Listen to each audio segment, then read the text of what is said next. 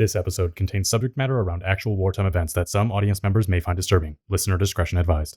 Militarily Speaking, episode 58, Rocky Sickmann. This episode, we talk with Rocky Sickmann, Senior Vice President of the Anheuser-Busch account at Folds of Honor.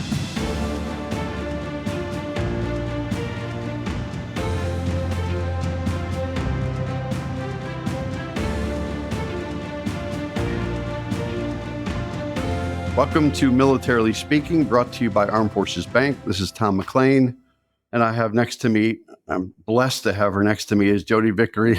You must need something.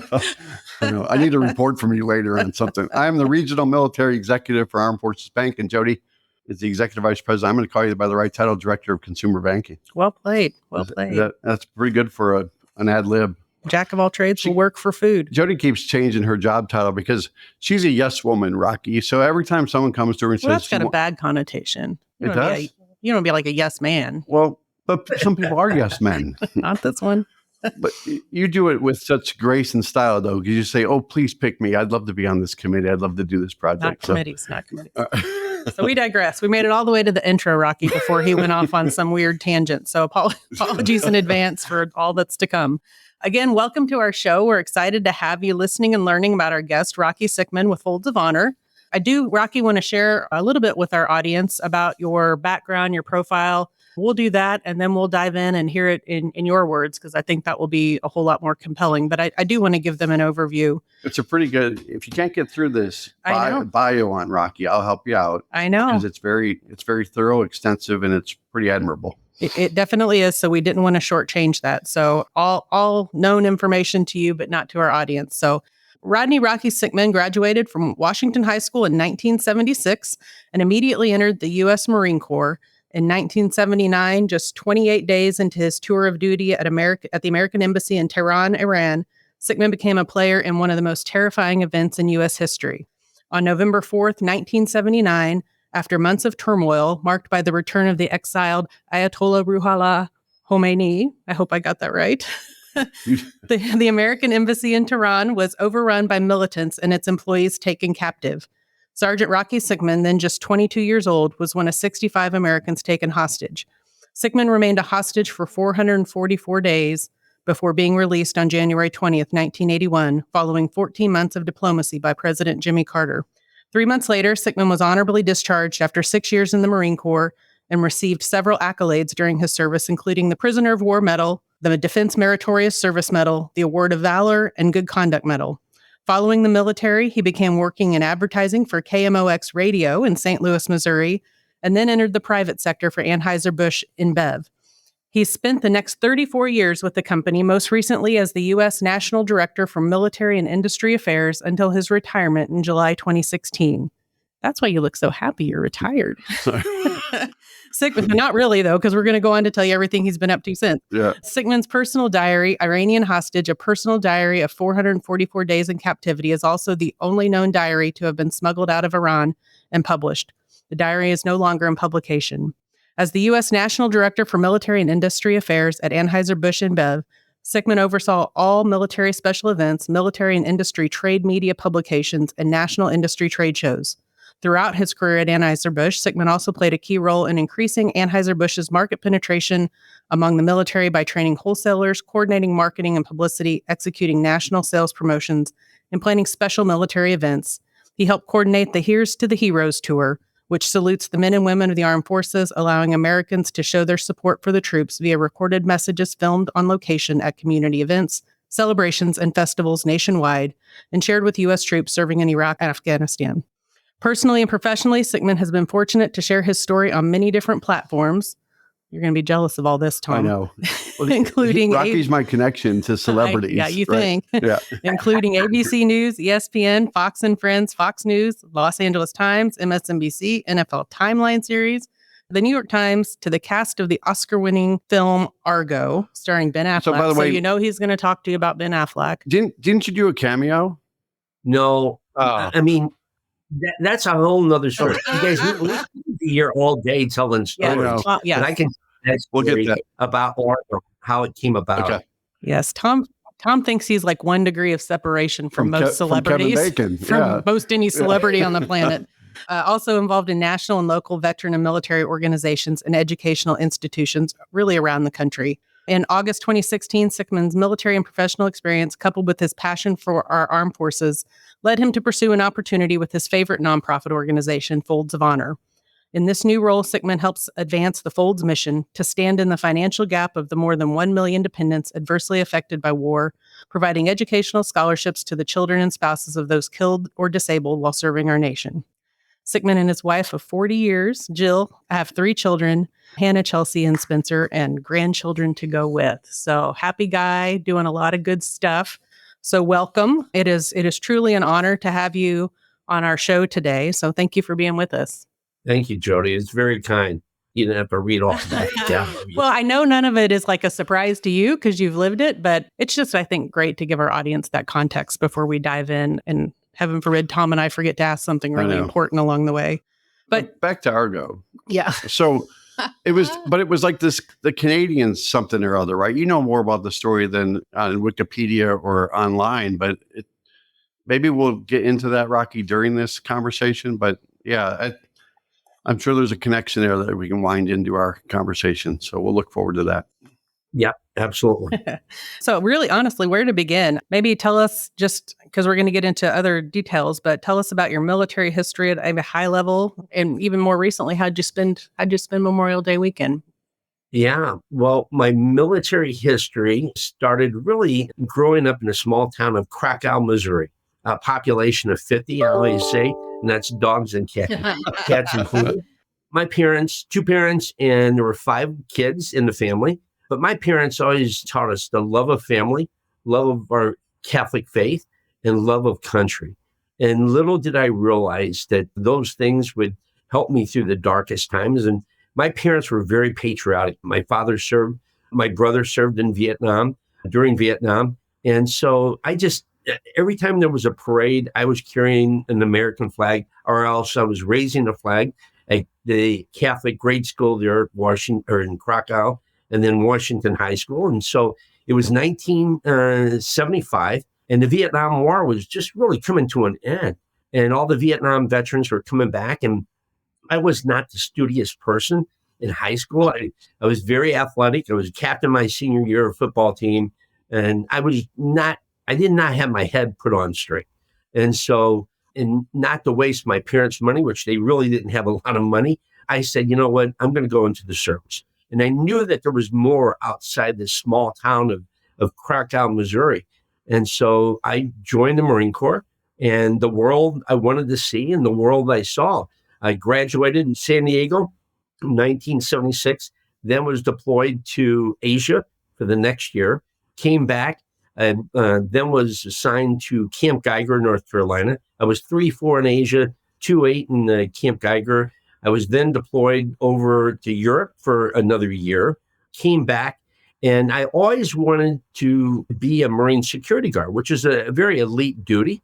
There's over 200 American embassies around the world, and the inside perimeter is guarded by United States Marines. The outside perimeter is guarded by the host government. So I said, eventually after I get to see the world, I'm going to join this duty. Well, it just so happened that on the way back from Europe, I am on a helicopter carrier, and it takes like 15 days to get across the Atlantic. Wow. And my sister, she hooks me up with this blind date of this girl in Washington, Missouri, which I knew her brothers, but I never knew that this young girl exists. So I came home, my sister fixed me up on a blind date. I went, knocked on the door that night, and the door opens, and here's this beautiful woman. And I said, you went to Washington High School? Well, she was a freshman. I was a senior, and I knew her brothers, but Jill was like the smallest girl in high school, and she blossomed the next 3 years. And all of a sudden, we connected, but I told her, I said, hey, I got this last gig I'm going to be doing in the Marine Corps. It's a 3-year duty, and being on this duty, I cannot be married. I had to sign a document stating I would not be married for the term of 3 years. That's interesting. And so, but still yet, we were friends. She was just graduating from high school. We were so young. I was so young, stupid. Raging hormones. I had the world in my hands, and she was going to college. And they say, hey, we'll connect in December. I'll fly you over to Germany and we'll go skiing over in Germany. Well, obviously, November 4th occurs and the rest is history. And so, and I think obviously those days prior to November 4th, Jodi and Tom, the American embassy, there had been 20,000 Americans in the country of Iran. And Iran, back in the 70s, the 60s and the 70s, a beautiful country. I mean, it was very westernized. The Shah was there trying to build a westernized peace. And all of a sudden, the Shah fled on a 747 with all of their belongings, January of 1979. These 20,000 Americans became at risk. And so the United States sent over all these 747s, told everybody, you have one suitcase you are allowed to bring, get on the airplane, you're getting out. So that's January of 1979. I get over there October 7th of 1979, and there's 66 Americans. And that's the people that are working at the American embassy. And so we had heard rumor that the Shah of Iran was going to be allowed into the United States for medical treatment. And you have to understand, this was the first year that the Islamic Republic of Iran, the mullahs, which again, they are thugs, the mullahs are thugs, and the Revolutionary Guard are terrorists. And that is the first year that they formed their new government. And so when they heard that the Shah was going to be allowed into the United States, and let me back up, it was presented to President Carter at the point in time in his office that President Carter, we have to bring the Shah of Iran in. And it documented that President Carter said, if I bring the Shah in to the United States, what are you going to say if the Islamic Republic of Iran takes our people hostage? Oh, wow. Wow. And little did he realize, 2 weeks later, that's exactly what happened. And so that morning, Tom, I understand you're a movie guy. You like movies. Kind of. Yeah. That's an understatement, Rocky. Yeah. Yeah. Well, that morning of November 4th, I can tell you the start of Argo, how that chanting was happening. I had just gotten off duty. I was doing the 11. So that morning, I had gone back to my apartment. I cleaned up, and we were getting ready for the Marine Corps birthday, which is November 10th. And I don't know how many listeners that you have are Marines out there, but Semper Fi Marines. But that morning, I had just had breakfast with about 5 people, another Marine, myself, and 3 of those individuals that worked the visa building, which just so happened to escape, that were in the movie Argo. But here we are, you guys, as we're sitting here talking, little did we realize that 4 hours later, our life would turn upside down and it would never be the same. So our compound was a 23-acre compound. The chancery was at the very front of the compound. The visa building was on the backside, where very near where we had breakfast that morning on the compound. So we were all excited that the Marine Corps birthday was coming up, and we're going to be having all these dignitaries from other embassies coming in for the party. They left to go to work. I walked down to the chancery, the main embassy building, walked in. Billy Gallegos was on guard duty along with another Marine. And I told Billy, I said, hey, I got to go run out in town, do some errands, and I'll be back and we'll have lunch. So obviously I walked out of the main embassy. And as I'm walking out of the embassy towards the motor pool, you could hear the demonstrations. And there had been demonstrations for the past 2 weeks, demonstrating. And the day before, on November 3rd, all non-essential people were sent to another safe house north, because we had heard that there was going to be a huge demonstration and we didn't know what was going to happen. And that day, there was probably over, I'd say, 100,000 people that were out in front of the American embassy chanting "Death to America." And so, and I mean, as a young, naive kid, I'm sitting there thinking, nothing's going to happen to me. I mean, my gosh, this is this movie stuff that you hear. And I'm on the phone, I can remember, and somebody saying, hey, what is that noise in the background? I said, oh, they're just demonstrating. You know, they want the Shah to come back and stand trial. That day of November 3rd, the military basically surrounded the compound, which showed that, hey, the Islamic Republic of Iran was there to protect this diplomatic post, which is the American embassy. Again, the inside is guarded by the Marines, but the outside is guarded by the host government. So that day they demonstrated that they were there to protect us. I'm walking down to the motor pool gate the morning of November 4th, and I will never forget, Jodi and Tom, as I'm walking into the motor pool gate, all of a sudden I heard the demonstration. My walkie-talkie had recall, recall. And there was a camera right over my head that looked right at the front gate. As I turned and looked at the front gate, I can tell you that, and when you watch that movie Argo, you'll look that there was no security at the front gate. It was like the security just basically filtered and went away. And here they all came over the gate. They're cutting the wires. I'm basically, back then I could run pretty fast. And I ran back to the chantry because we had no weapons. All of our weapons and all of our gear were inside the chantry. So I'm weaving through the hedges of the compound, and Billy, I can see him closing the steel door. He sees me long enough. And in fact, this morning, he and I, there's not a week that Billy and I don't That's talk awesome. to each other. Yeah. But that morning, he sees me running. He keeps the door open long enough for me to squeeze in. We close the door, put the steel bar down, and the embassy was completely secure. Nobody was getting in.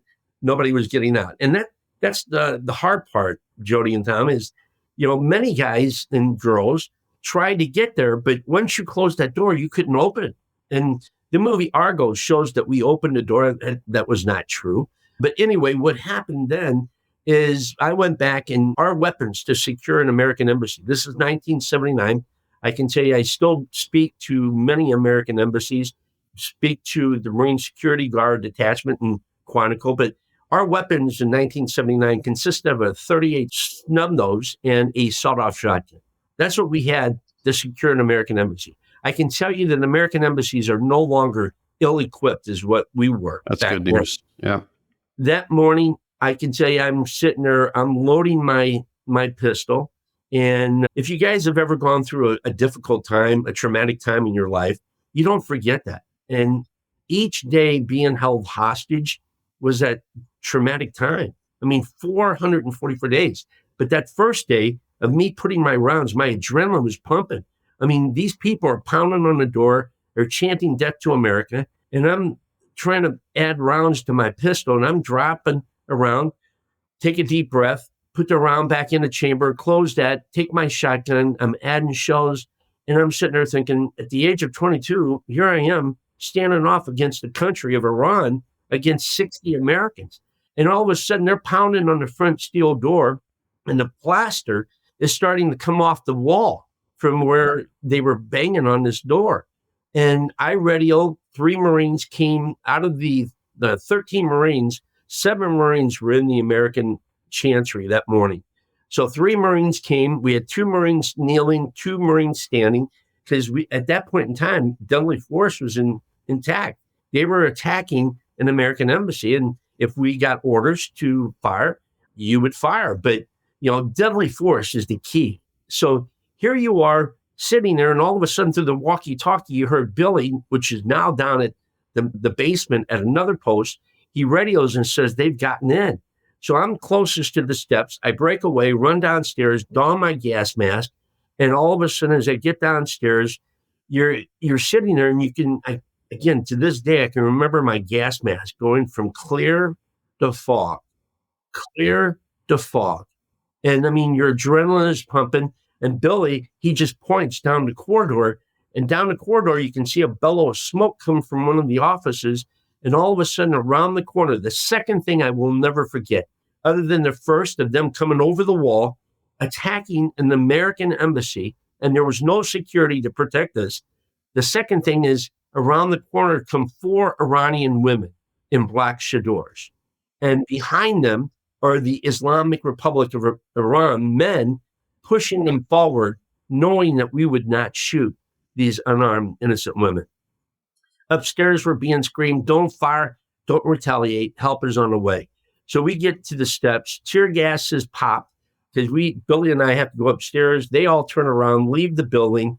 We get all of our stuff, post one, we go up to the very top of the American embassy, and we're at the very top secured part of the chantry, and we barricade ourselves there. And our staff, State Department staff, are on the horn with President Carter. And it's now like 4 hours into this whole ordeal. And we have been calling for help. Ambassador Langdon, the charge d'affaires, he was at the foreign ministry. He was ready to ask for help. Nobody ever showed. If the military showed, they all broke rank and they all start running around the compound. I'll never forget that day, how chaotic it was. There was no security to help us, to free us. So finally, after 4 hours, they're now bringing people that they had taken outside earlier on that could not make it in the building. They were immediately taken. Their hands were tied to the back and they're blindfolded. They're bringing them up to the door and they're putting pistols to their head on the other side of the steel door on the top floor of the embassy. And they're saying, they got a gun to my head. If you don't open the door, they're going to shoot me.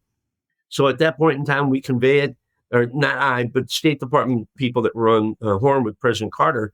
And President Carter said, it's going to take 18 hours before we get any help to you. Give yourself up and we'll get this resolved with diplomacy. Well, that was November 4th, 1979. And I hate to say it, guys, but diplomacy has never happened again with the Islamic Republic of Iran. What's really sad is, and we could be here all day and we don't have the time to do that. You guys have more important things to do. But the next 30 days during our interrogations, we were tied and not allowed to speak for 30 days. Out of the 444 days, we went outside 7 times out of 444 days. That first 30 days, through the interrogations, they would always sit there and tell us that you are being held hostage and you will not be released until the Shah comes back and stand trial. And I want to go back, Jodi and Tom, to these individuals, although my wife says I'm never going back there, but it's a beautiful country. And the Iranian people are wonderful people. The history of the country, the beauty of the country, but the mullahs and the Revolutionary Guard had just terrorized the place. But I want to go back and what they used to throw us up against the wall and mock firing squad, Russian roulette, criticizing us that we had the Shah. They think that they're doing better than what the Shah did. And there's no way. I mean, they have killed, they have put people in prison, they have tortured more people than probably what the Shah had done. So you really want to go back, and I think we all know the answer. The Iranian people, the good people, they don't like what's happening. They want freedom. And so, but yeah, we lived that course. And it was, like I said, that first 30 days was the most difficult because you were not allowed to speak to any of your other comrades. You were put into a corner of a room, and that's where you sat. And in that room, through the broken windows, Tom and Jodi, you would hear the city of Tehran, because the capital is where our American embassy was. And we were being held at the American embassy. In the morning, you would wake up and you would hear the city of Tehran start by the sound of all the honking, the cars and everything, and the chanting of Death to America. And all of a sudden, it would become night and everybody would go to sleep. The next day, it would start. Day 2, day 5, day 50, day 100, day 200. And I mean, the world was going on without you. And you're sitting there thinking that 1975, when the Vietnam veterans came home, they were spit on. Nobody cared about them. And here I was being held and I'm thinking, I'm forgotten. But little did I realize I wasn't. So, I mean, you guys, I know you have some other questions, but I mean, man, what a story, though. Well, the story is, I mean, the story of why I'm really here, Tom and Jodi, is in 1980, April 25th, 8 individuals lost their life on an attempted rescue operation because President Carter had heard that the hanging judge was going to put us on trial. And President Carter did not want any of the hostages to be hung in the city square of Iran. And so President Carter did the most daring rescue operation. 2 C-130s started from Cairo, Egypt. 8 CH-53s started off the Nimitz, and they all met in the middle of the desert of Iran. They started on the night of April 24th. By the morning at 2 o'clock in the morning, they made it to the heart of Iran, and Iran didn't even know that they were there. Wow. And out of the 8 helicopters, they needed 6 helicopters to do the rescue operation. So President Carter sent 8 helicopters. Now, again, this is 1979. We did not have the best equipment and everything, equipment to analyze weather and all that stuff. not like what we have now. But anyway, 8 helicopters started. 2 hours into the flight, 2 of the helicopters had to abort and come back due to they hit a sandstorm. The last helicopter that landed in the desert, an Operation Eagle Claw, it lit up like a Christmas tree because of hydraulic problems. Colonel Beckworth, that was a commander on the ground, calls President Carter and says, "Sir, we've got 5 helicopters. We feel like we can still do the job." And President Carter said, "You told me that we needed 6. I sent 8. And he said, "Yes, sir, but 2 had to abort due to mechanical. The last one that landed, hydraulic issues. We can't fly it. And we've got 5. We feel like we can do it." President Carter aborted the mission. And that's when the mission had been aborted. And the last CH-53 was refueling. And it was the first, Jodi and Tom, it was the first utilization of night vision goggles.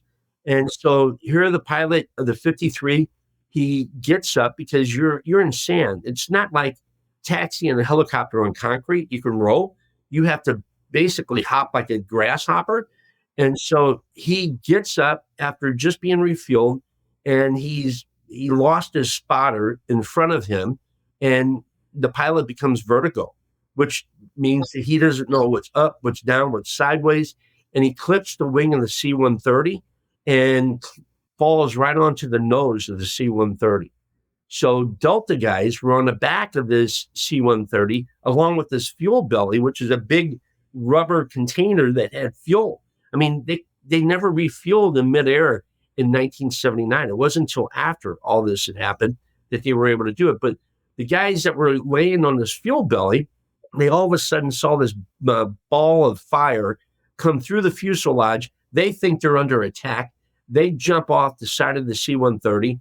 Obviously, the helicopter, 3 Marines were killed, and five Air Force were killed because they couldn't get out.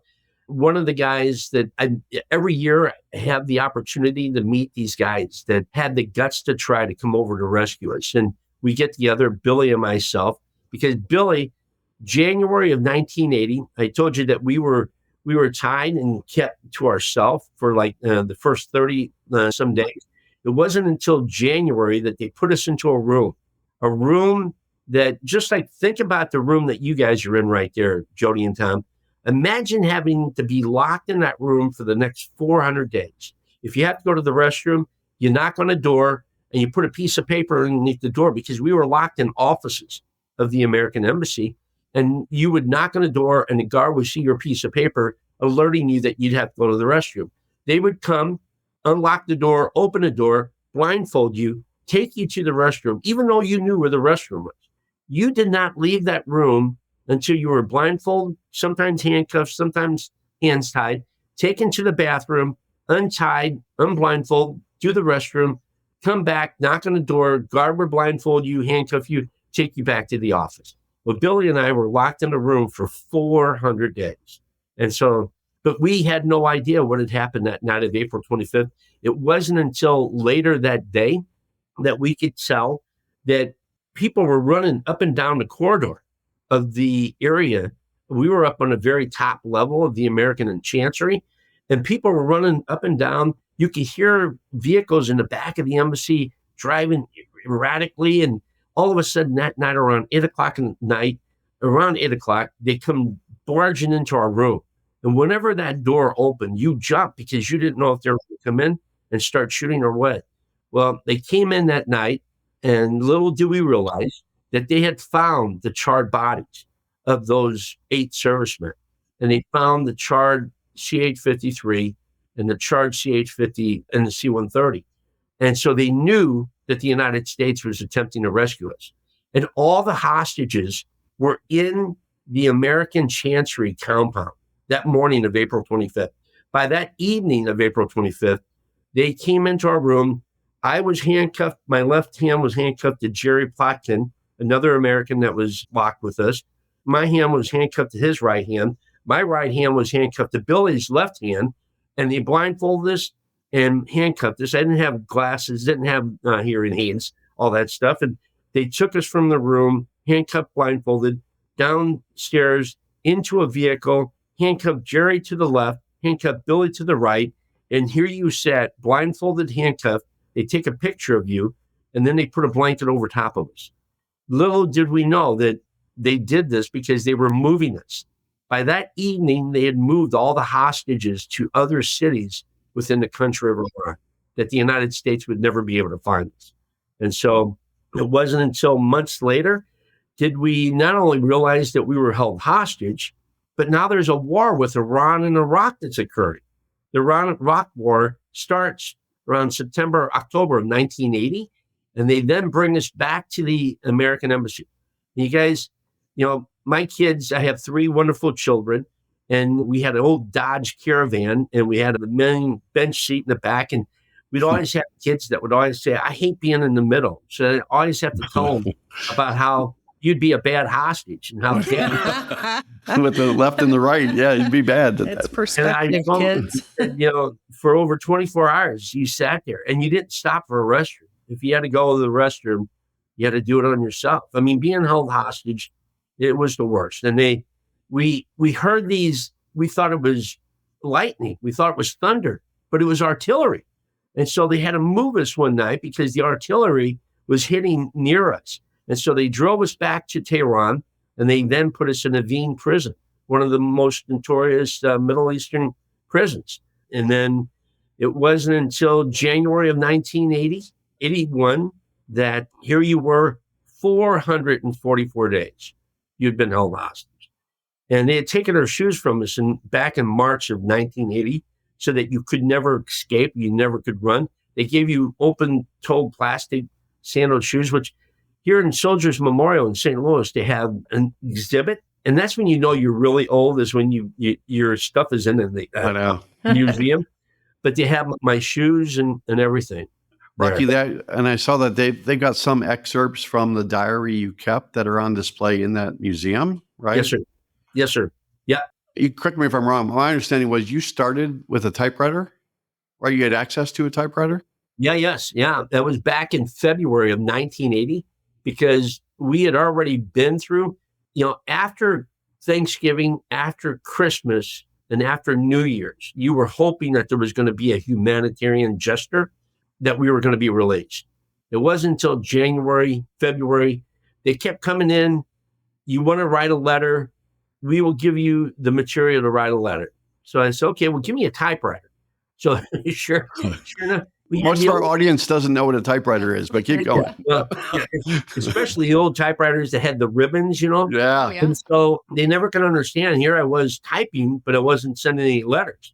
And so my diary, you guys, was really more another person that I was talking to.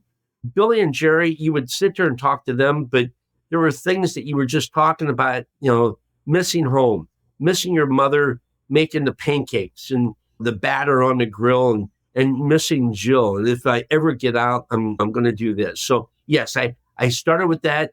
And then obviously they realized I wasn't typing in the letters to send out. They took the typewriter, and then I just basically start making printed on pieces of paper. So I want to say it's probably over 600 pages that I had collected.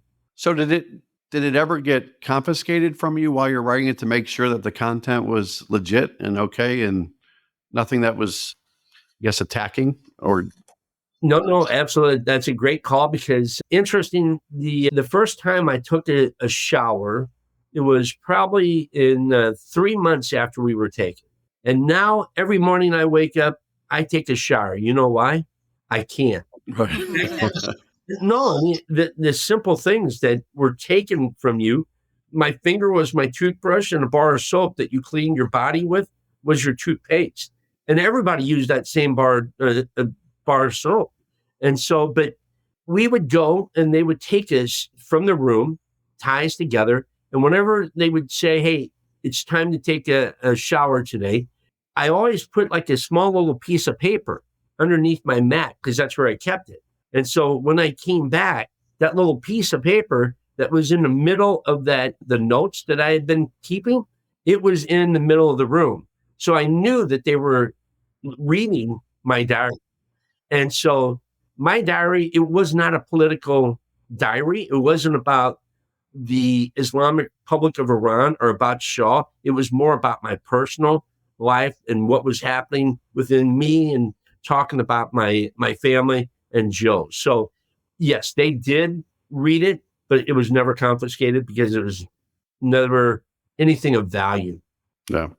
We're probably going to go off script a little bit too, Yeah. right? But I'm sure. I just wonder, this probably isn't part of queuing up questions to you, Rocky, but how do you know what keeps you going, knowing that it was November 4th and 5th and 6th and Well, how did you even know what time? I know. And then your Thanksgiving, you say, well, I won't be at home for Thanksgiving. Then Christmas comes and yeah. So what goes on in your head while you're wondering, when's this going to end? Yeah. And again, thank goodness I was so young, naive, stupid, but it was really my upbringing of my parents. As I told you, my parents teaching me the love of family, love of my Catholic church, and the love of our country. And during those first 30 days, they were trying to break you. They were trying to break you to make derogatory statements. And there was a time where one of the hostages basically made some derogatory statements and stated that the Shah needs to come back. Well, as a military person, you do not ever break your code of conduct. And so, I prayed. I prayed every morning, noon, and night, just hoping and praying that something would happen, and pray that if not today, and it wasn't until really January, February, when they finally put us into a room, we were no longer tied to a chair. I mean, at the very beginning, your arms were tied to the arms of the chair and your feet were tied to the feet of the chair. And that's how you sat for 30 days. At night, they put you on the floor and they tie your wrist to your ankles. And it wasn't until February, Billy and I being in the room, I mean, we were doing 600 sit-ups a day. And we were doing so many sit-ups, our back tailbone, it would bleed from being torn. But it was the only way, you guys, if you can imagine the frustration and the hatred that you wanted so bad. Every time you knocked on the door would open. You wanted to grab the individual and rip their cords out because you had so much hatred that you wanted out of this cage. And so you had to do something to take that frustration out. And so 600 sit-ups, 300 push-ups, walking back and forth. I mean, here I was, a young kid running 7 miles a day prior. And now all of a sudden I'm blocked and tied to a chair. I mean, I was never beaten by a rubber hose. I can tell you I was punched, smacked, threatened, mock firing squads, Russian roulette. But it was a psychological mind game every day for 444 days.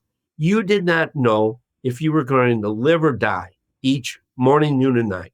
And that was the hardest part. I mean, you heard gunshots and you're like thinking, what the heck is happening? And they kept you separated. So you didn't, I mean, I saw you in the morning of November 4th. I had breakfast with you. Right. I don't see you until all of a sudden we're released January 20th, 1981. They come into our room that night and said, it's time to leave. They blindfold us, right? And they didn't tie our hands. They didn't handcuff us. So that was different. So they put us, I was the first one out of the room that night. And instead of going right, the way we came into the room, we turned left, walked down the corridor, stopped, and all of a sudden opens up a door. And I felt this cold, fresh air. And I walked out into the snow and I'm feeling something I hadn't felt for 2 years, snow. And I'm walking, crunching through the snow, and the snow is running through my toes and my feet. And it feels so cold, but feels so good. And they put me onto a vehicle, turn me around and sit me down. And all of a sudden the vehicle starts off and it scrapes the right side of the vehicle, jumps a curb, turns right. And we go for about 30 minutes. And all of a sudden it turns right again. And you hear a sound of a jet engine. And you had prayed for this. You had cried for this. You would hope for this, another opportunity in life. And all of a sudden the vehicle stops and the force is pushing against the vehicle that we're in. And the guard says, I'm blindfolded. And so you start them blindfolded. Like I said, I didn't have glasses, didn't have hearing aids. And you start them blindfolded and you're seeing people that you hadn't seen for 444 days. You look bad, you smell bad, and you're looking really bad.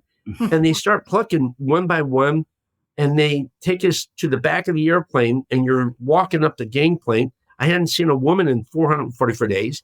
And here this little stewardess, she is sitting there. And she says, please, you must come very quickly. And I don't know if you guys know, the reason why we were let go is because the United States government released $8.3 billion in gold on January 17th.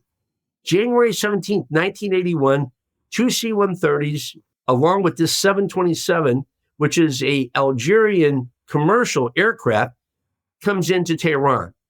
President Carter worked a deal out with the Islamic Republic of Iran by releasing frozen assets for the release of the hostages, because Iran, it just so happened, they needed these assets to buy weapons to fight the war in Iraq.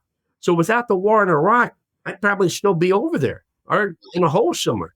But that airplane came right behind, because with the money transaction, we were supposed to be released.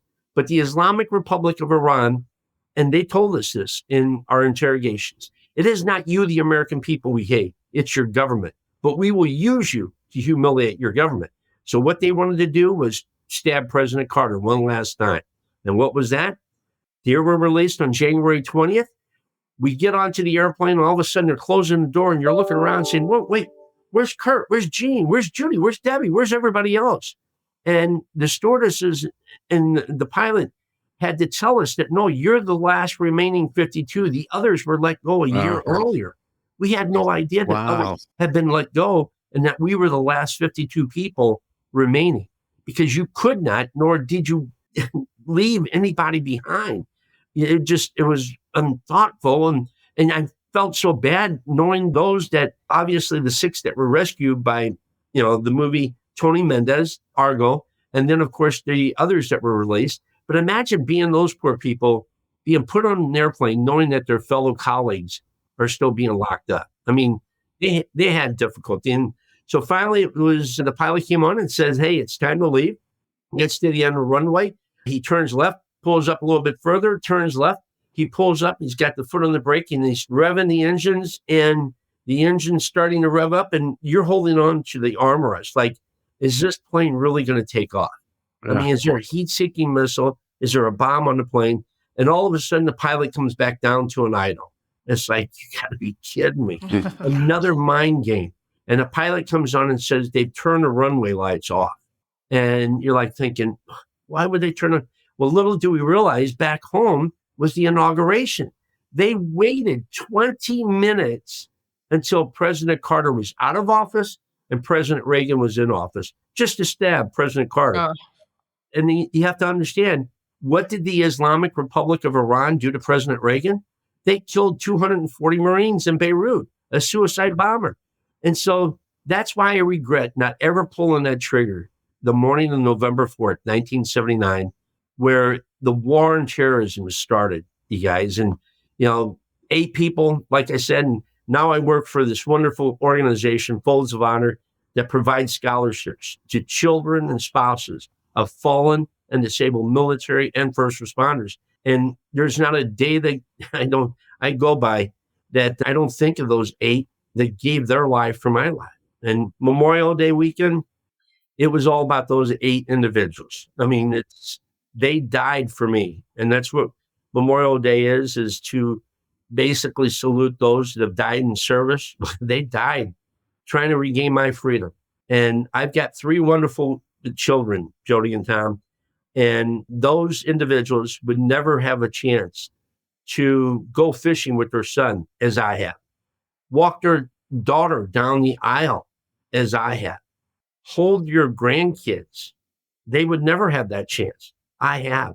And so every day I wake up, I earn it in memory of those 8 individuals. And that's where Folds of Honor, I retired from Anheuser-Busch, came to Folds, where it's a therapeutic piece for me to continue to educate people that freedom is not free.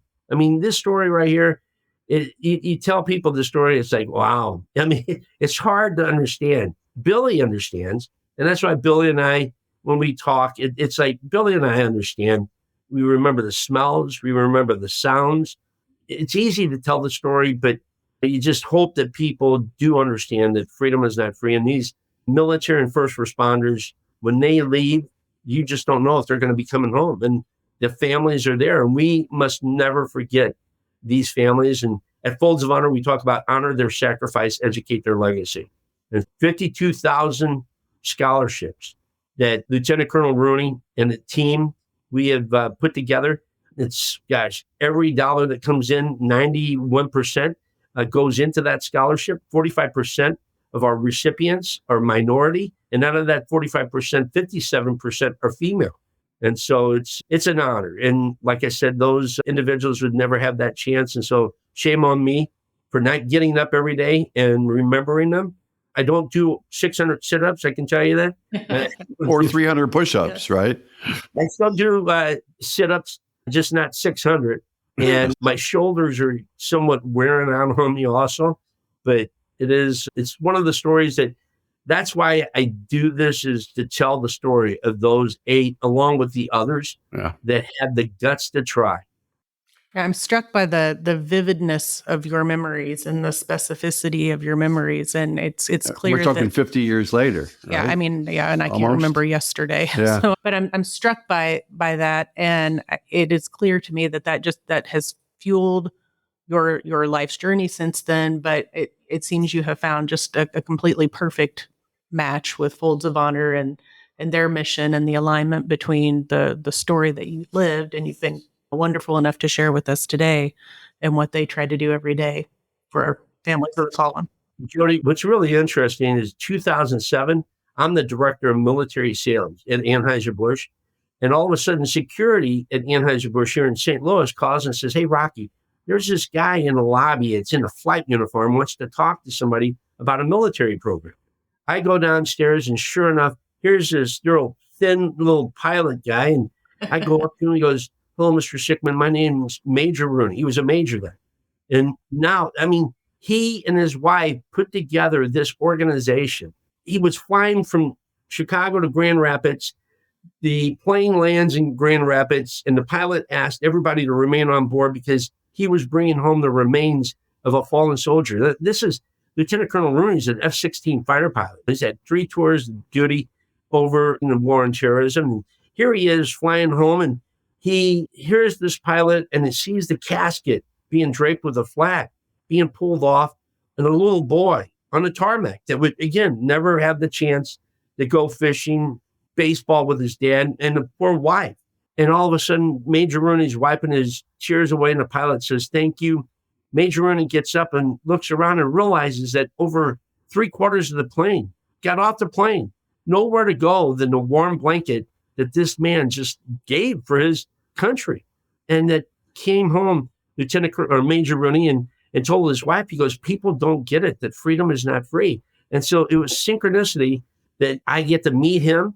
And he already had the drive, he had the passion. And, being with Anheuser-Busch, it's 14 years now, 28 million that we have raised on behalf of Folds of Honor. And so I retired, but that's why I'm the senior VP of Bud Accounts. So I still get to work with AB. It's now 42 years I'm working with AB, but our wholesalers all around and the consumers that drink that. We have a commemorative can out right now with Budweiser with Folds of Honor. So when you buy Budweiser, there's a little QR code. You can make a donation there, but you're going to make a donation if you're going to buy beer. And so at that point in time, that's when I met him. But he is just a dynamic individual and had this drive, and we have taken it to 52,000 scholarships. Just incredible. He's covered a lot of ground today too. And you think, here's another movie reference, right? And I think this was one in your vignettes that when you had done with another news outlet was about what Tom Hanks said in the movie Saving Private Ryan, right? Earn it. Yes, earn it. Absolutely. And He said that a few minutes ago. Yeah. it is something I do. And that movie, Tom, Argo, again, another synchronicity. My wife and I are at a wedding in Columbus, Ohio. And the father of the bride goes, "Hey, Rocky, I know your son, Spencer's 6 years old." No, ever since he was 6, he wanted to be an actor. He's now in college. And he goes, "I want you to meet my sister. She's a casting director out in LA. Never know, someday she might be able to help him." I said, "Yeah." So I meet her. Her name's Debbie Zane, a wonderful lady. And so I gave her my card and said, Debbie, if anything ever pops up, please let me know. I'd love to try it. My son's really been driven to be an actor. And so 3 days later, 3 days later, you guys, she's back out in LA, emailing her girlfriend, asking her, hey, what are you working on? Girl comes back and says, well, I'm working with George and Ben Affleck and John Goodman and the cast of others about this movie, Iran hostage movie. And Debbie goes, well, I was just with one of the hostages this past weekend of the wedding. She goes, really, who was that? And she goes, Rocky Sickmann. And they're typing. And she goes, Rocky Sickmann, he was one of the Marines, right? And she goes, yeah. She goes, his character's in the movie. I had no idea there was a movie being created and that they had a guy, but the guy that played me, much better looking guy than I, made me look good. And so she takes it upon herself, Debbie does, and says, hey, what's the chance of Ben meeting Rocky? He was there for 444 days. The other house guests, my other colleagues, they were there for 87 days, which is one day having your freedom stripped. It's one day too many. Yeah. You did. And so sure enough, the girl on the other side, she gets in contact with Ben Affleck. Ben Affleck says, yeah, I'd love to meet Rocky. Bring him out and bring his son. We'll put him in the movie. You guys, like that does not happen all the time. And so all of a sudden, I call my son. He's in Akron, Ohio. I said, get to the airport. I'll meet you at LAX tomorrow morning. So sure enough, the next day, 6 days later, we're on the set of Argo. And we walk in and we walk into the set, which is eerie because it's like 1979 and there's videos playing. And Spencer's got this 1979 suit and he's much taller than I, a much better looking guy than I. And all of a sudden, Ben Affleck comes running over and he hugs me and goes, Rocky, it's an honor to meet you. I said, Ben, honor to meet you. And he goes, as you can see, I've got everybody set. We're ready to shoot this next piece. Now, Spencer, you're going to be a mail delivery guy. And so Spencer in the movie is a mail delivery guy pushing a cart, delivering mail back in those days where you go to one table, you drop off his mail and go to the next and drop her mail. And so they said, Rocky, you go in the back. Chris Terrio, he wrote the script of Argo. So he goes, Chris is going to take care of you. So I go in the back of the set and I sit in the director's chair, which that's Ben's chair. And I'm sitting there and all of a sudden they come in and they focus in on Spencer. And you guys, you have children. I had tears running down my eye because the only thing my son wanted to do was be an actor. And here he is in a movie, an Academy Award winning movie about his dad. So it's just one of those things that we could be here telling so many stories, but Ben invited my wife and I, Spencer and my daughter out to the red carpet premiere.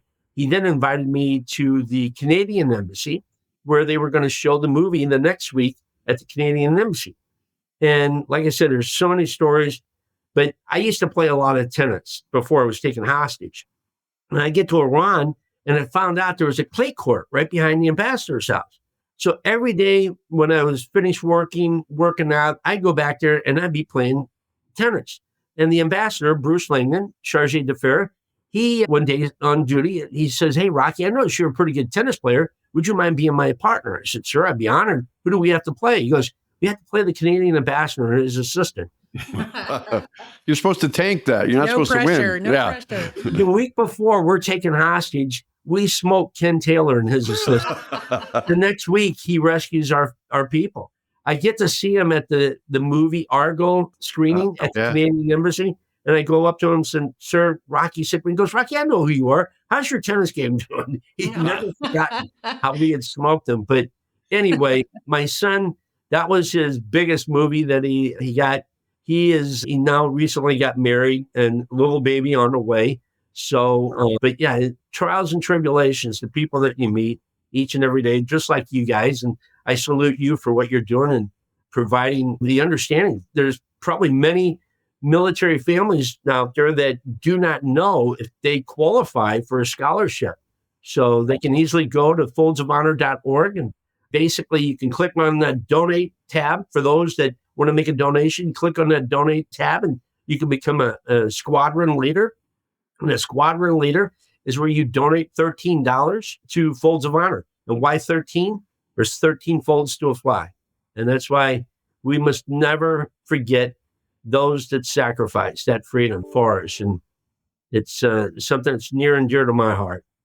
So I grew up and I played tennis. I played tennis at a school just outside of Columbus, Ohio, Denison University. So my brother and I used to play doubles together at the school. But the real question is, was it red clay or green clay? No, it was red. Red. Yeah. And they would rake it every morning, Tom. Yeah. You're watching the French Open now, right? Yeah. All right. Do you have a favorite? I'm not watching it. I'm not as heavily involved. I can tell you I had an injury when I was over in Iran, and I had a bone mishap. And this is, it's a story. Billy Gallegos loves to tell this story. And again, time-wise, you guys, I don't know how much time you got, but like I said, we could be here all day. But Billy and I are doing all these exercises, and all of a sudden one day, they come into the room, and they said, "We want to arm wrestle you." And Billy and I are like looking at these little things and like, are you kidding me? And Jerry is 55, we're 22. He's the elder. And he's sitting there saying, "Hey, you guys, watch it. They're setting you up for something." No, Jerry, we got these guys. So we had a table, had 2 chairs. They come in, we arm wrestle them, and we beat them, which we knew we would. We're doing sit-ups up on top of the table, 1 arm, 2 arms. And all of a sudden, they start to walk out. They said, "Now we want to wrestle you." And Jodi and I look at each other. You got to be kidding me. It's like, did they not learn? I had like a 6-pack in my stomach from just lean and mean.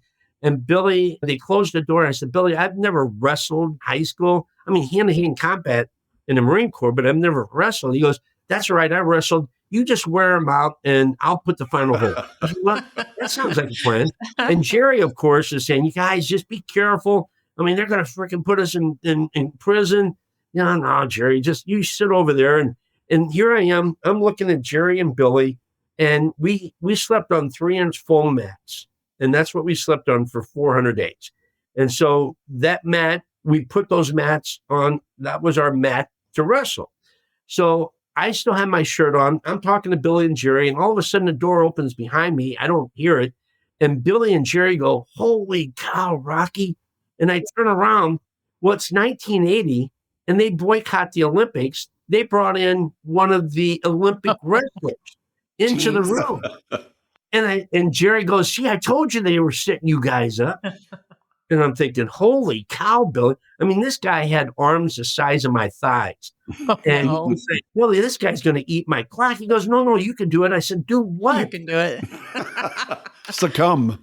Yeah. But again, at this point in time, you guys, you had all this like energy and frustration built up. And I'm on the mat and I start taking my shirt off. And Billy goes, "Rocky, watch out." He charges me. So I rip my shirt off and I take this guy, and it's a very close room. And so instead of going against him, I went with him. I picked him up. I took him and I threw him up against the concrete wall onto his shoulder, take the same shoulder, and I throw him down onto the concrete floor. But as I did, I stiff armed the concrete floor, which I knew I'd heard it, but I didn't know how bad. And anyway, this guy, you heard a crack. And this guy is sitting there in agony. And so here, Billy and I, we get up, we high five, and Jerry goes, "Oh." And you look at the guards, and they're just like, they can't believe it. And they drug this guy out of the room. Well, they come to find out, everybody, hostages found out that I had wrestled one of the Iranians. And then the guys that were on the rescue operation, they found out I wrestled one of the Iranians. And so they presented me a gold medal for 1980 Tehran hostage Olympics. Do you still have it? Do you still have it? Still have it. I still do. Yeah, it's in the safe. They gave me these 2 medals, but that bone, eventually it disformed, and they had to go in, take the bone out, and put 3 screws in. So that was my tennis hand. So I haven't really gone out, Tom, to play much since then. So wasn't 1980 the same year of Miracle on Ice too? Right? Yes. Yeah. Well, yeah. You can tie your story in with that. I'm telling you, 1 degree separation to every movie on the planet. And there's so many stories, you guys. And all of you, both of you have children, right? I want you to sit back and imagine you being my parents. And all of a sudden they knock on the door and say, hey, your son or daughter has just been taken hostage. How do you wake up every morning, get cleaned up, and go to work and have a clean head to focus on your work? I mean, that's what my poor mother and father had to do for 444 days. My mother was working a chicken dinner at St. Gertrude's Parish the morning that she found out I was taken hostage. And she put up the Christmas tree that December, and she kept up the Christmas tree until I came home in 1981. Whenever it would die, she'd send my dad out to get another tree. I mean, she was just a very religious girl that knew that she's not going to give up. And media lived in their yard for 444 days. I mean, Ted Koppel, Nightline, all these things we had no idea until coming home. It just took a toll on my poor parents. So it's just not a story of me. It's a story about my family. It's a story about those guys that had the guts to try, and especially those 8 that did that. Yeah. What would you tell a young person today who was considering getting into a life of military? You know what? If they were anything like me, not knowing what I wanted to do, I wanted to go to school, play football, but I was a little mean machine. But academically, I did not have my head put on straight. And it wasn't until I came out of the military that I incredibly well in school. But you know what? If you're unsure of what you want to do and you want to serve your country and see the world, I mean, the military is not a bad opportunity. There's so many individuals that are out there that just are unsure. And it really, not to say that I needed guidance, but it definitely are things that my wife and I were watching a movie the other day, and she goes, that's why the military was so good for me, because it was regimented. I was doing the same thing and got me to build some self-esteem. And after being held hostage and coming home, it's like, you guys, if I have to make a speech, and believe it or not, when I was in high school, I had to have my buddy do my speech for me because I was too shy to get in front of a group of people. And the first time I came home, I can remember having to do a speech in front of 1,000 people. And the worst thing that happened, well, one of the worst things was when they put us up against a wall in a mock firing squad with three rifles to the back of our head. And I mean, that was an incredible, took the wind out of the sail. And every time I have to do something now that I think is really tough, I think about my worst time, knowing that if I'm able to do that, I can do anything. Loss of a loved one, as my poor parents, that was difficult. But everything else, if you just put your mind, your heart, and your soul to it, you can do it. I get this visual too of you coming home off that plane, right, and seeing all those, what was it, Valley material trucks waiting for you? Yes, yeah, God love you. Yeah, they're sitting right there. Well, number one, also, you guys have seen the movie Argo, Castaway with Tom Hanks. Yes, yeah. You're a big Tom Hanks fan now, right? Because we've referenced 2 movies so far with him, right?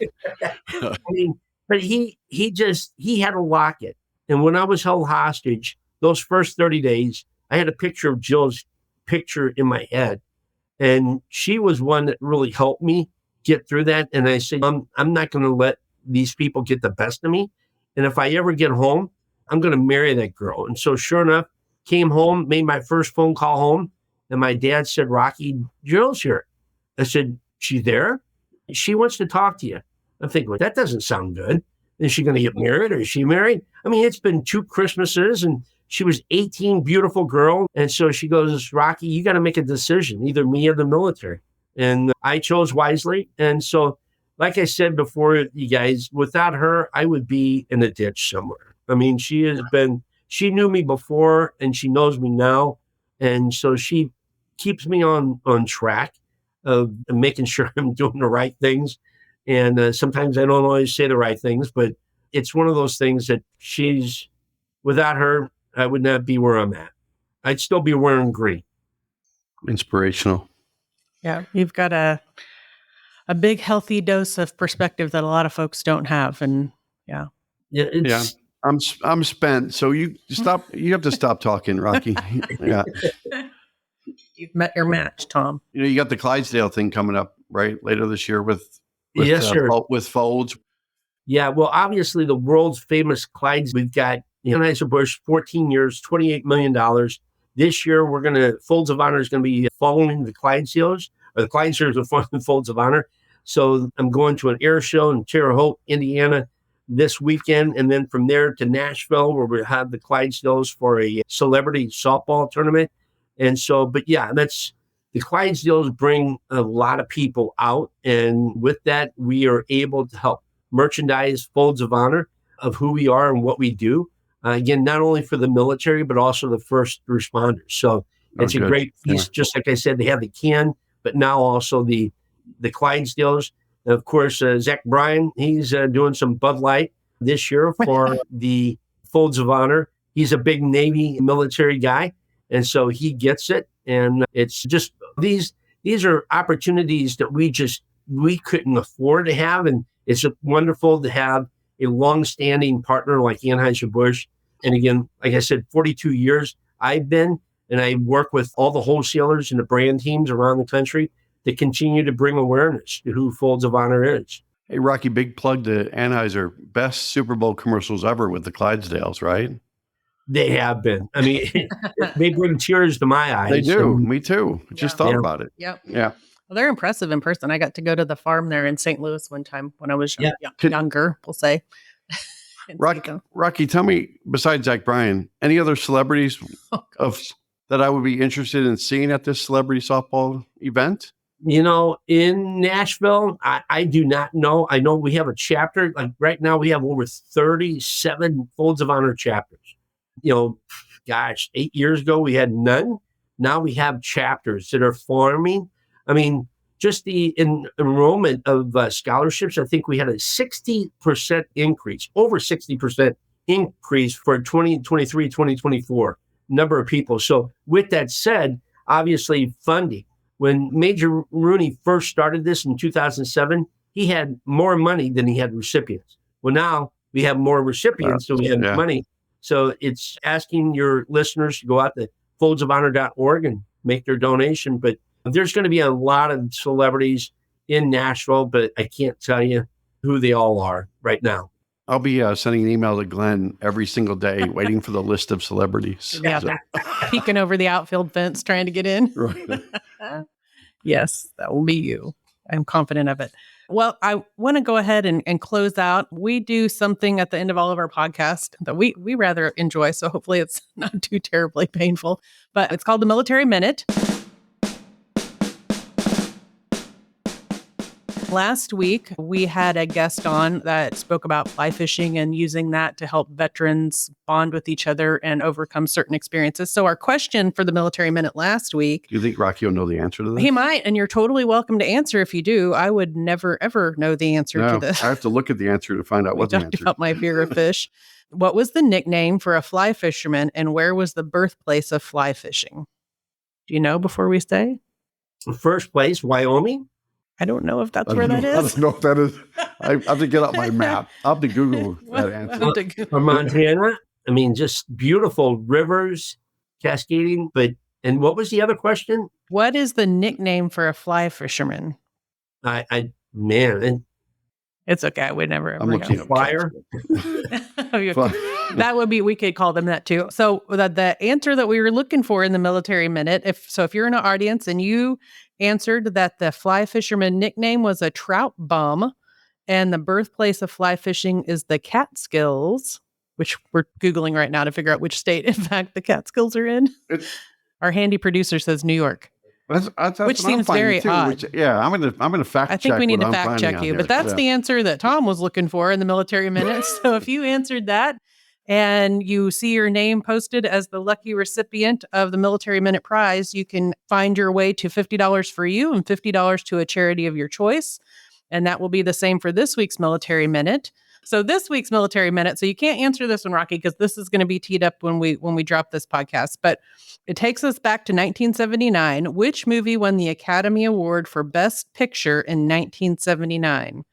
So you can think the answer, but don't say it out loud. Yes, Rocky. I'd have Inside to Google voice. it. Don't answer that out loud. I'd have to Google it. So if you know the answer or Google is your friend, when this podcast drops, make sure you comment that. And watch to see if you, one, you are correct, and two, if you are drawn as the lucky recipient, again, of $50 for you and $50 for a charity of your choice.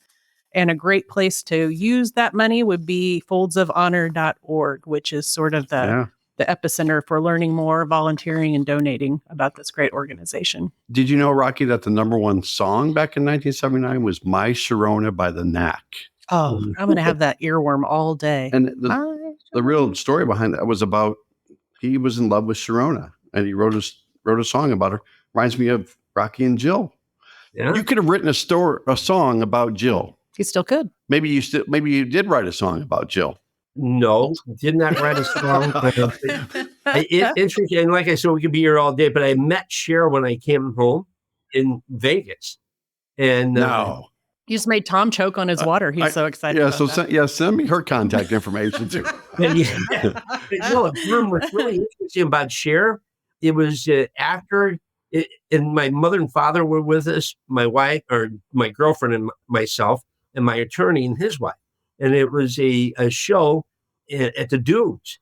And I think it was Dunes. And so afterwards, they said, Mr. Sickmann, Cher would like to meet you. So I'm like thinking, I'm meeting Cher. And so I go up, and she is on the stage in a bubble, like a windstream, motorhome. And all of a sudden, they knock on the door, and the door opens, and she jumps out and hugs me. And I'm like, holy cow, Cher is hugging me. And the interesting thing with Cher, at that point in time, I didn't know who was to my right. And my girlfriend had to say, Rocky, that's your mom. I said, yeah, Cher, this is my mom and my dad. And so she takes us into this area, and she sits me down. She says, now, Rocky, I want you to think about what you've gone through just now. Do you want to live the life of a normal person? If you do, you want to filter back in. If you want to live a life of a popular person, this is the life that you have to live, and it's not good. I mean, of all people, Cher. Life advice from Cher. Yeah. And it was, my wife and I still think about what she said that night. And it's like, she was so down to earth, a wonderful lady. What year was that? What year? 1981, like February. So Sonny was still around. Yes. Oh, yeah. Yeah. All right. We really could be here. But yeah, we'll have to get together someday, Tom and Jodi. And again, like I said, I can't thank you guys enough for what you're doing to help the military families filter into the civilian population and those that are still in, to help them with what you're doing. I salute you. Thank you. If you enjoyed today's episode, go out to afbank.com and subscribe to the show. Also, make sure to rate us, leave us a comment on your favorite podcast platforms such as Apple Podcasts, Spotify, and YouTube. The Folds of Honor one we did with Nick Nichols not too long ago was recently published out there too. So we're really looking forward to sharing this with our audience for those that want to listen down the road and in perpetuity, to be able to have access to the story that you shared with us. And we are honored again to have you on the show and applaud you for what you're doing today and what you went through. And you're a true patriot and a great person. So I appreciate the time you spent with us today. I appreciate you guys. Thank you so much for allowing me to tell the story of those 8 individuals. Freedom's not free. We must always remember that. Oh, it was our great pleasure to meet you today. Yours also. And Jodi, please tell your husband thank you for serving. I will. Thank you. Thank you, sir. Thanks, guys. All right. Bye. Bye.